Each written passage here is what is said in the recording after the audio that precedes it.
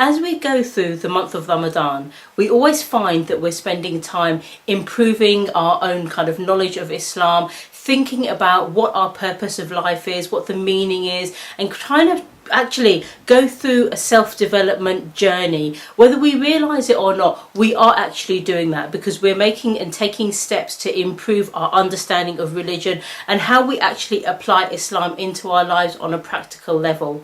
And every time I study something or I discover something, I find that my love for Islam always improves and gets more and more. And recently I've been just learning some amazing things. I mean, I can't describe or use any other word to describe it, and they just blow me away. And I seem to be having something that I can only describe as a completely uncontained love for the deen, inshallah. And one of the things I want to share with you is the concept of the Qur'an and the hadith and the sunnah as the kind of ultimate in self-development. We all search for these books. I mean, I could give you some names of books that are probably on your shelf and mine, but what do they teach us? Nothing in comparison to what the Qur'an is able to give us.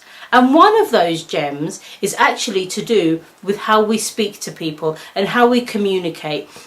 And if you look at the Journey Planner Day 3, it talks about communication. And one of the things it says is that you should think about what you're going to say, take a breath, and then speak. And that technique is used by international speakers, by people who are doing really key presentations, and is taught in the top drama schools for how they can be more effective on screen. But I think it's something that we should be taking into our lives on a daily basis. And the reason why I say that, especially in the month of Ramadan, is that we'll be feeling tired, we'll be feeling lethargic, and sometimes we say things from our mouth that we don't necessarily intend to.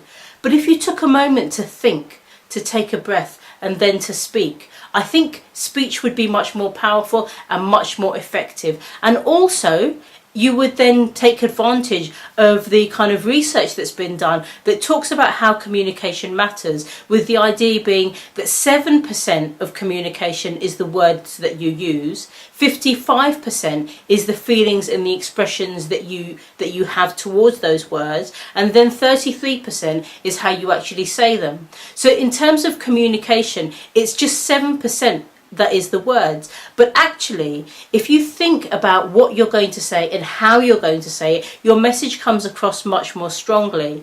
And what's amazing for me is an ayah from Surah Mulk in the Qur'an, where Allah says to us, and whether you hide your word or publish it, He certainly has full knowledge of the secrets of all of your hearts.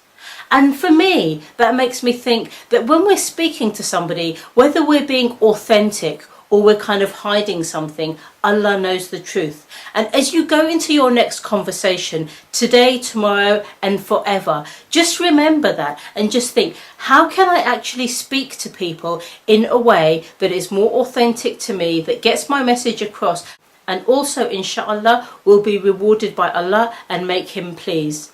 If you've benefited from this, then please go and download your own copy of Journey Planner and share this video so that other people can understand the impact of communication for them and how that's impacting on you and everybody else as well, inshallah. Assalamu alaikum.